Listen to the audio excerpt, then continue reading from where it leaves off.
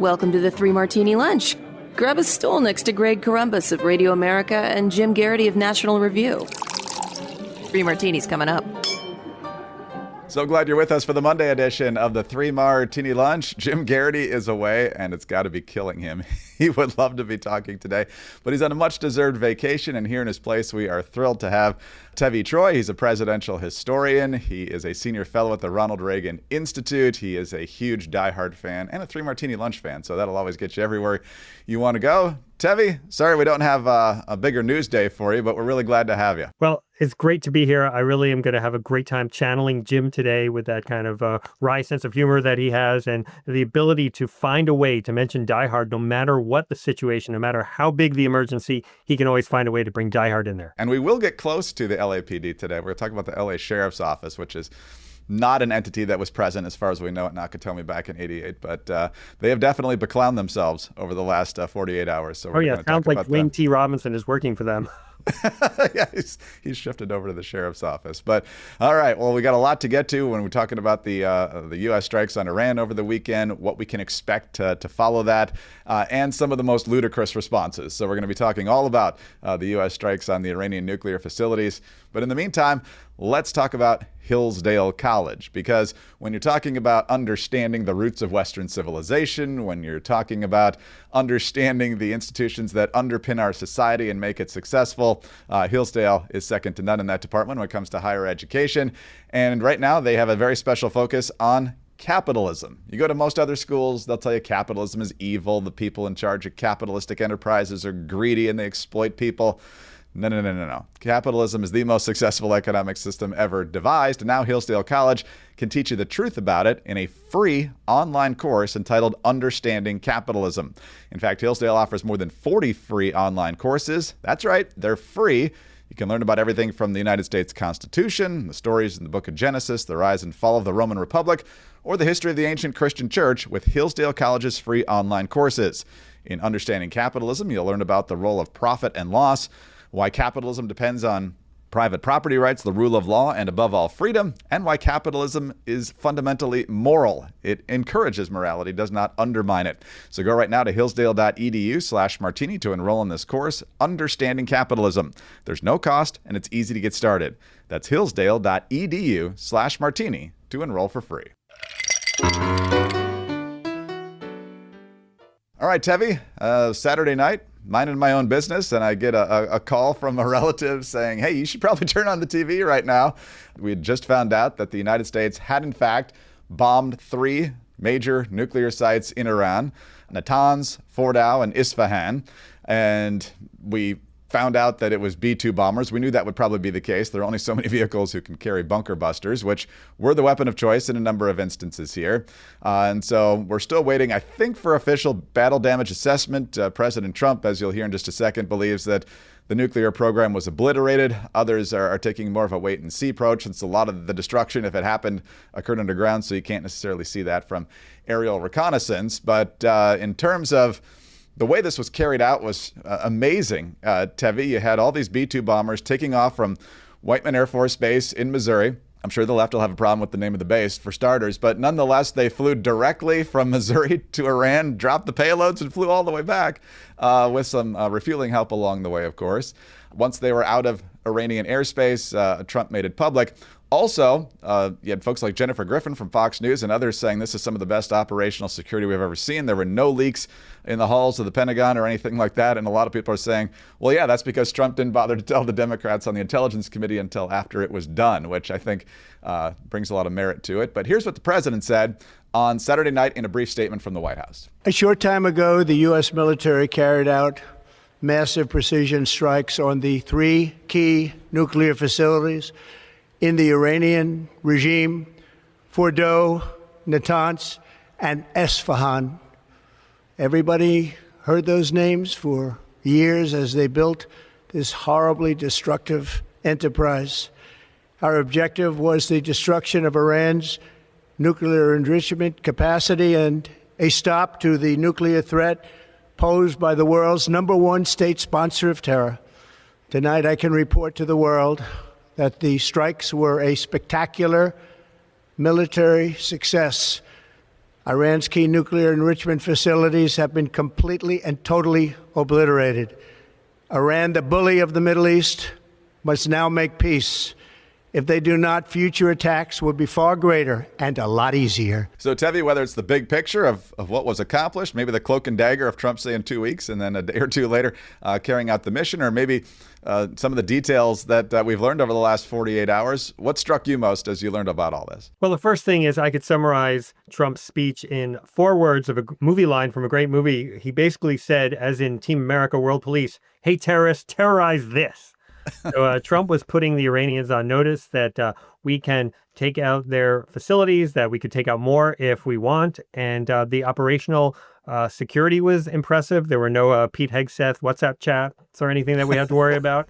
Yes. And also the way that America can dominate the skies, followed by the Israelis who kind of created the domination of the skies, is impressive. They don't even have a John McClane in Iran who can jump on a fighter jet and take it down, or use a car to take out a helicopter like he does in Die Hard 4. I mean, the Iranians have nothing. And it's really amazing what America can do with those really impressive bombs. What do you make of the way Trump has handled this? He said 60 days. He had the ongoing discussions in Oman with Steve Witkoff and others, and there were some folks more on the hawkish side who didn't like some of the things he was considering accepting as part of that deal.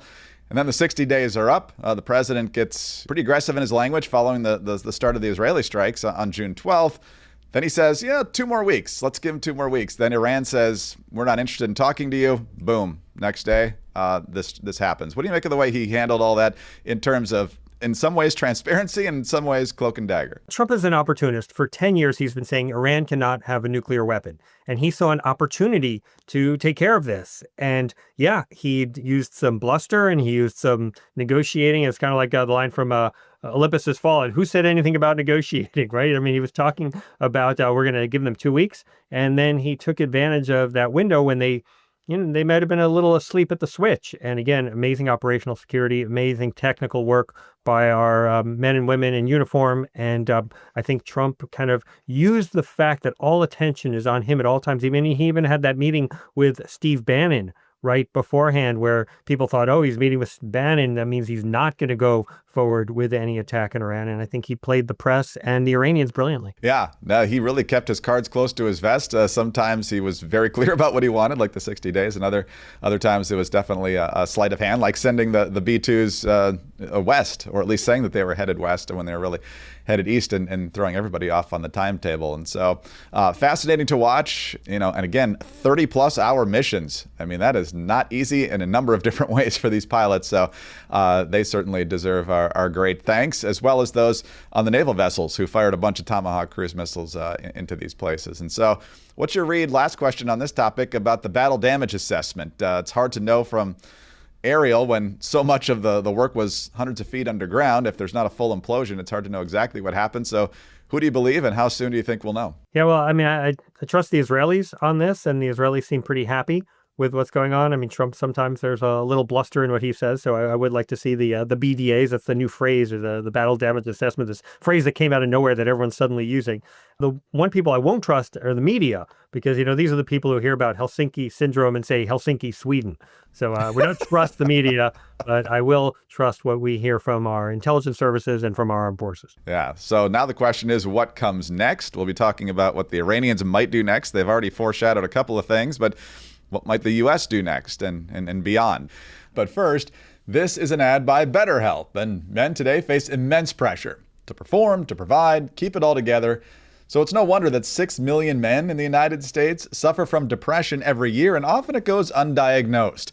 And if you're a man and you're feeling the weight of the world, talk to somebody. A friend, a loved one, a trusted confidant, or maybe a therapist. And that's where BetterHelp might be able to provide you the help you need, whether it's personal relationships, business, unmet goals, whatever it might be. And with more than 35,000 therapists, BetterHelp is the world's largest online therapy platform, having served more than 5 million people globally. And it works, with an App Store rating of 4.9 out of 5 based on more than 1.7 million client reviews. It's convenient. You can join a session with a therapist at the click of a button, and you can switch therapists at any time. As the largest online therapy provider in the world, BetterHelp can provide access to mental health professionals with a diverse variety of expertise. Talk it out with BetterHelp. Our listeners get 10% off their first month at betterhelp.com/3ml. That's better, HELP.com/3ml. All right, Tevi, on to our next martini now, and what comes next. Some people are wondering whether that will be in the region, whether it'll be somehow here in the United States. Let's start with the potential ways that Iran can respond. It seems from their reaction so far that they're obviously not going to negotiate and surrender any nuclear ambitions, at least at this moment. They've made some noise in the past 24 hours, roughly, that they might close the Straits of Hormuz, which obviously, if that were the case, the price of oil could certainly be impacted greatly. And as someone who's driving on summer vacation soon, I would rather that not happen sooner than later. But they've also talked about sleeper cells, which could be bluster. But at the same time, the open borders of the Biden administration has certainly allowed people from all over the world in with very little vetting. In fact, it was just noted yesterday that 1,500 Iranians illegally arrived at the border during the Biden years, and 729, I think, were allowed free release into the United States. And of course, we know the Iranians sponsor proxies all over the Middle East. You don't have to be just from Iran to potentially be part of that something. So that unnerves me more than it would have under a normal situation when the border wasn't a sieve. You've also got potential missile strikes at U.S. positions in the Middle East. There's cyber hacking. What concerns you most about a potential Iranian response here? Well, first of all, the uncertainty reminds me of a line from True Lies, which is, well, you see, this is the problem with terrorists. They're really inconsiderate when it comes to people's schedules. So the truth is they could really do anything. They could do all these things. The first thing they said they were going to do is close the Straits of Hormuz, which I think is really idiotic in my mind, because first of all, it takes away income from them. They need the revenue from the oil more than we need their oil per se. And also the Chinese, who are one of their sponsors, although the Chinese have been very quiet about this, they need the oil that comes through the Straits of Hormuz more than we do. So it seems like a real bite nose to spite face kind of option. Now, it wouldn't be the first time they did something stupid that led to a huge embarrassment for the regime and negative consequences. I mean, think about their whole nuclear program or their whole series of attacks on Israel for the last 3 years that had led to Hezbollah being weakened, Hamas basically being destroyed, the Assad regime, which was their ally, being taken out. So I think Iran has made a lot of strategic missteps. You know, we always hear about these great negotiators and they can negotiate their way out of anything. Well, it seems like they can't really negotiate their way out of this one. Well, it's easy to negotiate when you're negotiating with John Kerry and his only goal is to get a deal. Ultimately, he'll accept whatever you throw on the table. And so that's what the Iranians, I think, got used to. And it's a much different team in the U.S. administration at this point.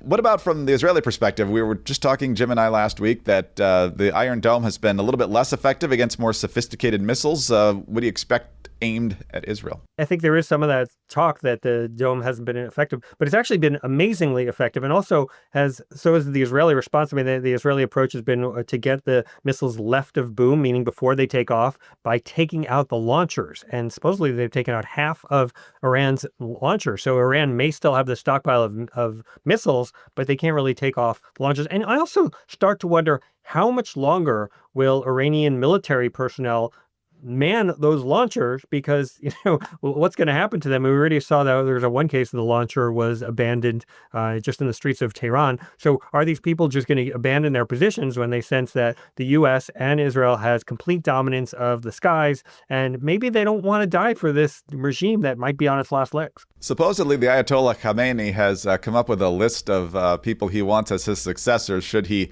meet an untimely demise, or at least in his estimation would be untimely. Do you think we're going to start seeing these three people disappear relatively soon? Well, yeah, or one of them might be a source for Israel. I mean, you just have no idea. These people might be on the wrong side. They might be on the right side. They might start fighting amongst themselves, right? I mean, if you're told, okay, you're one of three people, well, first thing you do is you try and elbow out the other people. And so I think that he may have thought it was a good strategy to have some kind of backup in case he dies, but it may cause other problems as well. Yeah, elbowing is putting it kindly in those situations. Not just sore ribs you're going to end up with if somebody gets aggressive in that department. All right. Well, in terms of what happens next in the U.S., there's now that two-word phrase that a lot of folks cringe at after Afghanistan and Iraq, but the term is regime change. And yesterday on Meet the Press, Vice President J.D. Vance responded to a question about it like this. But our view has been very clear that we don't want a regime change. We do not want to protract this or build this out any more than it's already been built out. We want to end their nuclear program, and then we want to talk to the Iranians about a long-term settlement here. We believe very strongly that there are two pathways. There's a pathway where Iran continues to fund terrorism, continues to try to build a nuclear program, attacks American troops. That's the bad pathway for Iran, and it will be met with overwhelming force. There's another pathway on the table here. There's a pathway where Iran integrates itself into the international community, stops funding terrorism, and stops trying to pursue a nuclear weapon. This is a reset. This is an opportunity for the Iranians to take the smart path. We certainly hope that they will. And Defense Secretary Pete Hegseth largely said the same thing in his Pentagon briefing Sunday morning. But then Donald Trump yesterday afternoon, just before 5 o'clock Eastern time, says it's not politically correct to use the term regime change, but if the current Iranian regime is unable to make Iran great again, why wouldn't there be a regime change? And then he says MIGA for make Iran great again. And so a lot of folks who are normally supportive of Trump saying, no, he's not advocating for U.S. regime change, although he did say if, Iran tries to retaliate by attacking U.S. troops in the region, that'd obviously be a very fierce response. They're saying, no, he's kind of giving the green light to the Iranian people to do this more organically. So what's your read on all this? Yeah, I agree with Trump more than Vance on this one. But I understand that why they're saying that it's not the policy of the U.S. to pursue regime change. Fine, that's not the policy of the U.S. I don't want to see boots on the ground making that happen. But would I like to see that evil regime change? Absolutely. I think we would be better off. And just look at what happened in Syria when Assad was the dictator for all these years, torturing people, had all these people in prison, and was an implacable enemy of Israel. And now he's gone. I'm not sure I love the new regime in Syria, but I don't hate it as much as the old one. So maybe regime change could lead to something better. But again, I'm not saying it should be the policy of the U.S., but it can be the desire of all freedom-loving people everywhere to see these mullahs go away. Yeah, I'm a wait-and-see guy when it comes to what's happening in Syria. I was very distressed by the terrorist attack connected to ISIS at the Greek Orthodox Church in Damascus with 22 dead and I'm sure many others injured. But in terms of this regime, I mean, from what we're told, the Iranian people, by and large, skewing younger and younger. They don't want the theocracy anymore. They just want to live in a normal country. But how do we do that without making it look like we're the one doing it? Yeah, sometimes it makes you think you trust the young people of Iran better than the young people on our college campuses screaming in favor of Hamas and in favor of Iran. So, I don't know how to make it happen. It was interesting that the Israelis bombed the gates of Elbin prison, which is the most notorious prison where the Iranians take anyone who opposes the regime. And when I say opposes the regime, they wore the wrong size skirt or they don't cover their hair in public. So, I mean, it's a terrible place. And maybe by blasting the gates open, people are going to escape through that prison without necessarily having to crawl through the muck that Andy Dufresne had to crawl through in Shawshank Redemption. It also reminds me, and we're coming up on Bastille Day, that was the symbol that the French regime was going down. So sometimes these hated prisons going away can be a spur to a needed reform. Yeah, one last point I'd like to make here, Tevi, and I don't know if you'll agree with this, you might, is kind of the intensity of the debate, primarily on the right, but overall, even leading up to the strikes. A lot of folks in what's considered the MAGA movement did not want Trump to do this. You mentioned perhaps the misdirection by inviting Steve Bannon to the White House, who had been very, very critical of this. And obviously some people showed their true colors into why they were supportive or why they opposed this. But I feel like it's okay to oppose it without being an anti-Semite, and it's okay to support it without being a quote-unquote warmonger. How did we get into this category now where, depending on your position, you have to be labeled? Is this just part of our politics now, or what's your take? Yeah, I certainly agree with your. You can oppose it without being this, and you can support it without being that. But I think the larger point here is that you're not seeing overwhelming disagreement within the MAGA movement because the MAGA movement is largely what Trump does. Now, there are some people who are going to, forever be opponents, the Tucker Carlsons but I don't see Steve Bannon really getting worked up. Steve Bannon is actually much more pro-Israel than Tucker Carlson is. I mean, he's opposed to American intervention abroad, but he's not anti-Israel. And so I think Trump has this power of he tells the base what the score is, and they tend to follow. And so I think that there's not going to be these splits. Although I did see two headlines in the Washington Post today, two headlines, both making the same point about opposition within Republicans or within the conservative movement to what Trump did. And I'm just not seeing it right now. There were some folks who were very, very strongly stating that they didn't want to do this, but they're ardent Trump supporters. And then after the fact, they're like, I trust my president. So it's That's just exactly interesting. right. And they have to keep trotting out Thomas Massie. Okay, Thomas Massie is one Republican out of 220 Republicans who is opposed to what Trump's doing here. And, I just don't think that's going to wear well. All right, well, let's talk about Fatty 15, because the mullahs are probably aging pretty fast. They're already old, but given what they've been through in the last couple weeks, they're aging pretty quickly. But let's talk about our own aging. Have you noticed signs like poor sleep, low energy, stiff joints, maybe even some more significant health issues? Look, aging is personal, and we all feel it in different ways. And that's why it's great that there's C15 from Fatty 15. It's the first essential fatty acid to be discovered in more than 90 years. It's an incredible scientific breakthrough to support our long-term health and wellness and improve our aging and longevity. The impact of C15 is incredible. It's developed with U.S. Navy doctors, uses pure bioavailable C15 to repair age-related cell damage, protect against future breakdown, and support your body's natural repair system. 72% of users report improvements in sleep, mood, energy, joint comfort, heart, liver, and metabolic health within just 16 weeks. Fatty 15 is on a mission to optimize your C15 levels to help you live healthier and longer. You can get an additional 15% off their 90-day subscription starter kit by going to fatty15.com/3ml and use the code 3ml at checkout. That's fatty15, fatty15.com/3ml, code 3ml.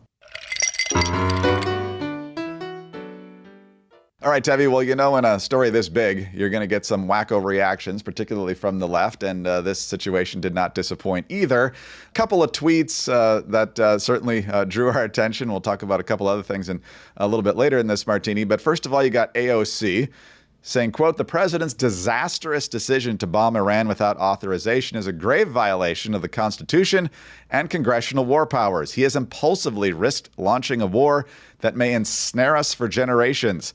It is absolutely and clearly grounds for impeachment." Then you've got the Obama veterans, many of whom were very much involved in the Iran deal. Ben Rhodes certainly comes to mind. He's not happy about this. But another guy who became famous during the Obama years is Tommy Vitor, mainly for calling Bret Baier dude on the Fox News channel when they were having a debate. He tweets out, "Iran might retaliate today, tomorrow, or in months, or a year from now. Iran or its proxies might blow up a bus filled with American tourists in Cyprus. No one knows what's coming next. Bombing Iran started something that we no longer have the capacity to predict or contain," which my immediate reaction, Tevi, was they've been trying to kill us, sometimes successfully, for 46 years. Pretty sure this didn't start anything, although, they're more interested probably in retaliation than before. So what do you make from those and anything else you saw this weekend? Well, the great foreign policy intellect Tommy Vitor got his start as a driver on the Obama campaign. So it reminds me of the line from Die Hard when McClane sees the police car driving around and he says, "Who's driving this car? Stevie Wonder?" And I think that's really what Tommy Vitor's doing here. He's blind to the fact that Iran has, as you said, for 46 years in every decade been doing things, dastardly things to attack the U.S., attack U.S. interests, attack Western civilization. I mean, you think about the embassy takeover in the late 70s, the Hezbollah bombing that killed 240 Marines in 1983, the Khobar Towers in the 90s, killing and maiming hundreds of American servicemen in the 2000s. Iran is a bad actor. The mullahs, again, not all the Iranian people, but the mullahs and the malacracy want to kill Americans and Israelis and Westerners whenever they can. And just because Trump bombed them and they do something else, that doesn't mean that the bombing led to it. This is their campaign. This is their goal. They keep doing it. They do it over and over again. Some people, like Obama, chose to give them pallets of cash and not even have a word in his so-called JCPOA about stopping terrorist activities, stopping terrorist support. That wasn't important to him. Well, I think this is a bigger and better message that Trump and the U.S. have sent this time than anything Tommy Vitor and his people ever tried to send. So who's driving the car? Stevie Wonder? Yeah, I think Argyle's a better driver than Tommy Vitor anyway. But then you got some other people who are just, why are you even talking about this at all? Like the LA County Sheriff's Department that said initially, before they took this tweet down, "Our hearts go out to the victims and families impacted by the recent bombings in Iran. While this tragic event occurred overseas, the Los Angeles County Sheriff's Department is closely monitoring the situation alongside our local, state, and federal partners. And then they talk about how they're, on heightened alert for any type of attacks and response, which is legitimate. But unless your family member works inside the nuclear reactors or the enrichment facilities at Natanz or Fordow or Isfahan, I'm not sure who's exactly going to be heartbroken here. I would guess most of the Iranians who don't live there there's a reason they left. Yeah, look, Israel and the U.S. have been taking great pains to avoid hitting Iranian civilians. And there's been serious bombing damage done, but relatively few civilians killed for the amount of damage that has been done and the amount of bombing that's taking place. And I think it's a message saying we don't want to hurt the civilians, but if you are building a nuclear bomb on behalf of a terrorist regime that says death to America, death to Israel, I'm not really mourning the fact that you might have died in an underground bunker. So I don't really know what the LA County Sheriff is doing. Again, we speculated earlier that maybe Dwayne T. Robinson is now working for them, doesn't have an eye on the big picture. But I have no tears shed about Fordo being destroyed. Well, and we talked earlier about how the left might be upset, tongue-in-cheek, about Whiteman Air Force Base being the name of the facility. But yesterday, Pete Hegseth referred to the B-2 pilots as, quote, our boys on those bombers. And the New York Times immediately responded with, in the briefing, Hegseth referred to B-2 pilots as our boys on those bombers, yet both men and women have trained to fly them. So they're looking for a sexist accusation there against Pete Hegseth. Yeah, I'd want to know if there are any women who are on that 37-hour flight. Not if they were, great, but maybe Hegseth actually had operational knowledge that they were all boys on that flight. We don't know. And it's like, hey guys, let's go over here. It's not like you're necessarily trying to be rude to anybody else. But the New York Times, of course, finding the worst possible takeaway from a briefing like this, but not surprising given their track record. So, Tevi, great to have you. You've been a guest, and you've been a guest host now, and I think that puts you in unique status here on the Three Martini Lunch. Also want to note that two of Tevi's recent columns are available over at the Washington Examiner. You can find his 10-year tribute, 10 years since the passing of his former boss, Ben Wattenberg, over at the American Enterprise Institute. And then over at Commentary, Tevi has read through all of those retrospectives on Biden and his decline and the cover-up and all that. 3 different books on that topic. He's kind of distilled it down into a great column over there. So I encourage you to check those. You don't have to. Yes, exactly. Tevi Troy, he is a presidential historian. He's a senior fellow at the Ronald Reagan Institute. He is, as you heard, a diehard aficionado and, of course, a fan of the Three Martini Lunch. I'm Greg Corombos. Thanks so much for listening today to the Three Martini Lunch podcast. Please subscribe to it if you don't already. Tell your friends about it as well. Thanks also for your 5-star ratings and your kind reviews. Please keep those coming. Get us on your home devices. All you have to say is play Three Martini Lunch podcast. Follow everyone on X. Tevi is at Tevi Troy. Jim is at Jim Garrity. I'm at Greg Corombos. Have a terrific Monday and join us again Tuesday for the next Three Martini Lunch.